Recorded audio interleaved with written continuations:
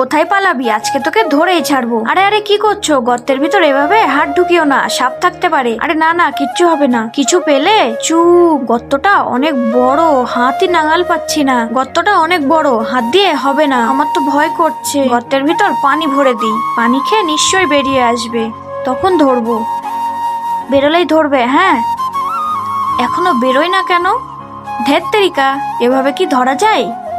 তাহলে ধোঁয়া দিয়ে বার করব, তাহলে নিশ্চয়ই বের হবে।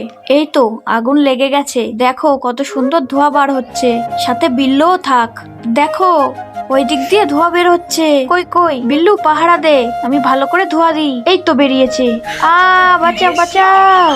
হে, ধরে ফেলেছি। হ্যাঁ, শিখা, আরে তুমি ওখানে কি করছো? লেবে আসো, এটা ইঁদুর, ভয় পাওয়ার দরকার নেই। ও, নে বিল্লু, ইঁদুরটাকে ধর, তোকে তো মারছে। বিড়াল হয়ে ইঁদুরের কাছে মার খাচ্ছিস? লজ্জা লাগে না তোর?